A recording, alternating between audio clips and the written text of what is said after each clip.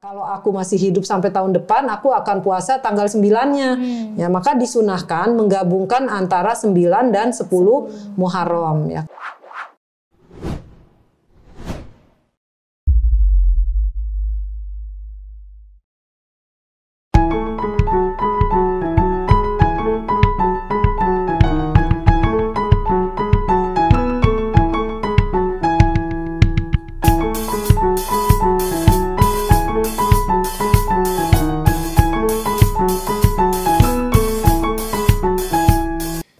Assalamualaikum warahmatullahi wabarakatuh.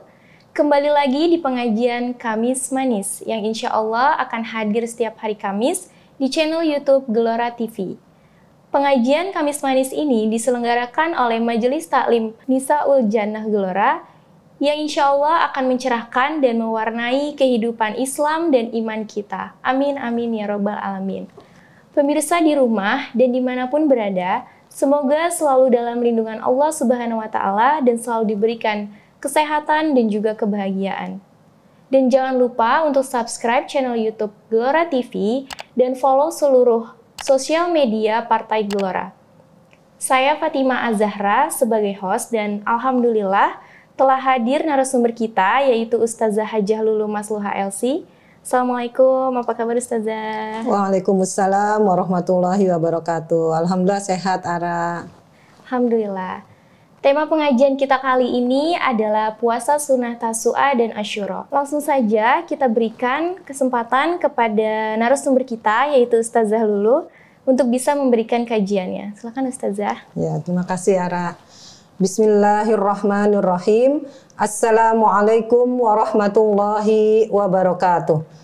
Alhamdulillahirabbil alamin wa bihi nasta'in ala umurid dunya waddin wassalatu wassalamu ala asyrafil anbiya'i wal mursalin wa ala alihi wa sahbihi ajmain amma ba'du. Alhamdulillah, alhamdulillah kita kembali di kajian Kamis Manis. Pengajian yang selalu kita adakan setiap hari Kamis. Mudah-mudahan pengajian ini membawa berkah tersendiri buat kita semua.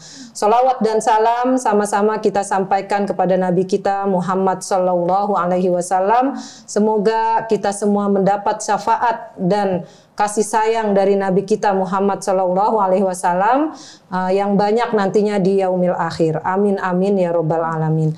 Insya Allah kajian kita kali ini tentang puasa sunnah Tasu'a dengan Asyura ya, Ara, ya. Jadi kan sebelumnya mungkin Ustazah mau menerangkan dulu bahwa kita sekarang berada di bulan Muharram. Dan bulan Muharram ini adalah salah satu bulan yang dimuliakan Allah. Jadi kan sebagaimana Ustazah pernah terangkan, ada 4 bulan yang dimuliakan Allah dalam setahun. Yaitu kalau mau diurutkan dari bulan Muharram, Rajab, kemudian Dzulqa'dah, Dzulhijjah. Ya, jadi ada 4 ini. Nah, apa keistimewaan 4 bulan yang dimuliakan Allah ini? Di antaranya salah satunya adalah Muharram, yaitu bahwa kita disuruh atau diperintahkan untuk memperbanyak amal soleh. Ya, di antaranya amal-amal soleh itu bisa sholat sunnah, puasa sunnah, ya, kemudian zikir dan kemudian infak sedekah, ya, infak sedekah, kemudian juga berbuat baik kepada orang tua, kepada saudara, kepada tetangga, atau silaturahim. Ya, jadi banyak hal-hal yang diperintahkan oleh Allah Subhanahu wa Ta'ala dan Rasulnya terkait dengan bulan-bulan yang dimuliakan Allah. Dan kenapa digalakkan untuk melakukan amalan-amalan yang baik ini? Sebab memang dilipat gandakan pahalanya. Ya, jadi sebagaimana hukum yang ada dalam bulan Muharram ini, yaitu bulan-bulan yang dimuliakan Allah itu haram berperang, ya. Maka begitupun sebaliknya bahwa selain hukumnya adalah haram berperang, kita disuruh banyak melakukan amal soleh. Nah, diantaranya salah satunya adalah ada puasa tanggal 9 dan tanggal 10 Muharram. Ya, tanggal 9 Muharram disebutnya Tasu'a, dari bahasa Arab artinya 9, Tis'a. Ya, kemudian Asyura dari bahasa Arab juga tanggal 10, yaitu Asyara, ya, Asyura. Jadi Tasu'a dengan Asyura. Ya, dalam hadisnya Rasulullah Shallallahu Alaihi Wasallam bersabda, wa an Abi Qatadah radhiyallahu anhu anna Rasulullah Shallallahu Alaihi Wasallam suila an siyami yaumi Asyura, faqala yukaffirus sanah al madiyah. Jadi Abu Qatadah radhiyallahu anhu berkata, Rasulullah Shallallahu Alaihi Wasallam ditanya tentang puasa Asyura. Ya, beliau menjawab dapat menghapus dosa setahun sebelumnya. Yukaffirus sanah al madiyah. Ya, jadi maksudnya puasa 10 Muharram itu gimana? Maksudnya adalah bahwa ketika kita melaksanakan puasa Asyura ini, maka akan Allah hapuskan fadilahnya, ya, keutamaannya akan Allah hapuskan dosa setahun sebelumnya. Jadi ini sayang banget kalau kita nggak puasa, ya, cuma 1 hari.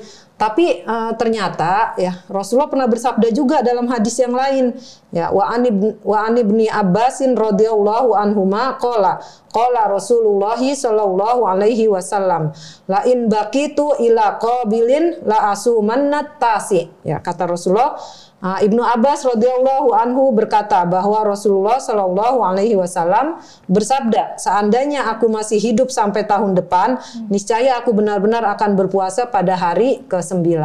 Jadi tadinya kan disyariatkannya tuh tanggal 10 aja nih, Ara, 10 Muharram, ya, Asyura. Tapi kemudian karena ada sabda Rasul bahwa kalau aku masih hidup sampai tahun depan, aku akan puasa tanggal 9-nya. Ya, maka disunahkan menggabungkan antara 9 dan 10 Muharram. Ya, karena kalau 10 Muharram aja orang Yahudi juga melakukan puasa pada tanggal 10 Muharram. Dan itu hari besar mereka. Ya, artinya ini supaya berbeda, ya. Jadi ulama berpendapat dengan adanya hadis ini, inilah yang membedakan antara umat Islam dengan umat atau orang Yahudi. Ya, yaitu puasanya kita 2 hari, Tasu'ah dengan Asyura, yaitu puasa 9 dan 10 Muharram. Ara mau tanya nih Ustazah, kan sayang ya Ustazah kalau ketika lagi puasa Tasu'ah dan Asyura, cuman untuk kaum perempuan kadang kan ada yang sedang haid atau sedang nifas. Itu amalan apa sih Ustazah yang bisa dilakukan agar tetap bisa mendapatkan pahala puasa sunnah Tasu'ah dan Asyura tersebut, Ustazah? Iya. Jadi sebagaimana bulan Ramadan kan, Ara, bulan Ramadan kan kita perempuan tuh ada haid, ada nifas gitu ya. Yang habis melahirkan di bulan Ramadan kan pasti ada masa-masa nifas gitu. Nah, pada saat ini apa sih amalan yang supaya kita nggak kalah atau nggak ketinggalan sama orang-orang yang beribadah gitu ya?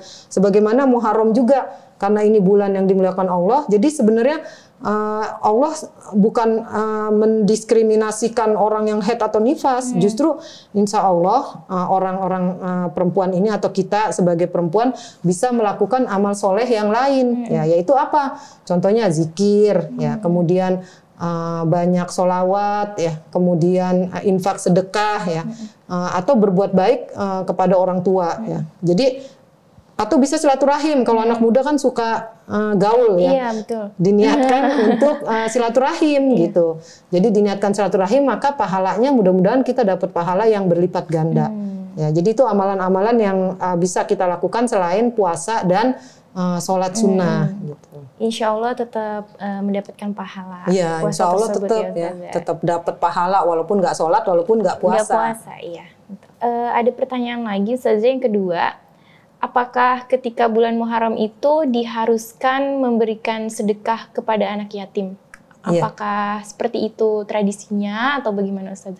Iya, memang sih kita kebiasaannya ya pada bulan Muharram ini ada katanya lebaran anak yatim tanggal 10 Muharram gitu ya, pada memberikan santunan dan lain-lain. Sebenarnya selama ini bukan hal yang diwajibkan, ya, artinya boleh aja, boleh melakukan, boleh enggak, ya. Bahkan ini menjadi amal kebaikan, nggak apa-apa aja. Sebab kan bisa jadi kita nih lupa untuk menyatuin anak yatim. Jadi dengan adanya Muharram ini kita diingatkan, oh iya bulan Muharram nih katanya bulan anak yatim gitu. Jadi segala sesuatu yang baik, ya kenapa enggak gitu. Jadi boleh-boleh aja. Cuma kalau misalkan dijadikan kewajiban, wajib memberikan kepada anak yatim pada bulan Muharram ini, sebenarnya setiap hari juga kalau kita punya rezeki, kalau kita punya kemampuan, kita disuruh menyantuni anak yatim. Ya bahkan kalau mau mengangkat sebagai anak asuh dan lain-lain itu agama kita sangat mendorong ya, sangat mensupport kita untuk menjadi orang yang mengkafalahi atau menyantuni atau merawat anak yatim. Ya jadi kalau ditanya boleh enggak ya boleh. Ya hukumnya bagaimana gitu. Nah hukumnya ya boleh, artinya jangan sampai dijadikan wajib. Tapi juga kalau ini emang sebuah kebiasaan, ini merupakan kebiasaan yang baik gitu. Wallahu a'lam. Ada satu lagi Ustazah pertanyaan, saya pernah dengar kalau berbuat dosa di bulan Muharram itu katanya dosanya itu akan dilipat gandakan. Apakah benar begitu Ustazah? Iya, jadi kalau dikiaskan ya, dikiaskan tuh dianalogikan ya bahwa amal soleh di bulan-bulan yang dimulakan Allah ini, salah satunya bulan Muharram dilipat gandakan amal soleh. Dan bisa jadi begitupun dengan amal buruk ya. Amal buruk artinya kan udah ada rambu-rambu ya bahwa ini bulan yang dimulakan Allah. Sebisa mungkin bahkan hukum yang ada pada bulan ini kita tidak boleh berperang.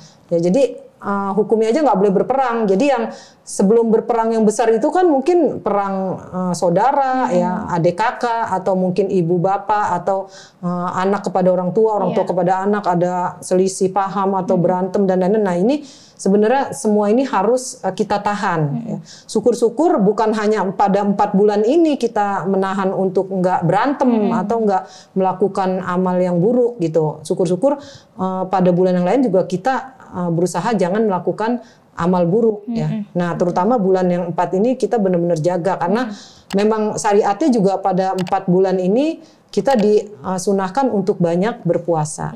Wallahu a'lam. Baik, terima kasih Ustazah atas jawaban dari pertanyaan-pertanyaan Ara. Alhamdulillah, selesai sudah pengajian Kamis Manis tema kali ini. Terima kasih kepada narasumber kita yaitu Ustazah Luluh. Terima kasih Ustazah telah memberikan ilmunya. Sama-sama. Semoga apa yang disampaikan dapat diterima dengan baik dan dapat kita amalkan di kehidupan kita sehari-hari. Saya Fatimah Az-Zahra dan Ustazah Luluh pamit undur diri. Sebelumnya jangan lupa untuk subscribe channel YouTube Gelora TV dan juga follow seluruh sosial media Partai Gelora. Kurang lebihnya mohon dimaafkan. Wabillahi taufiq wal hidayah. Wassalamualaikum warahmatullahi wabarakatuh. Waalaikumsalam warahmatullahi wabarakatuh.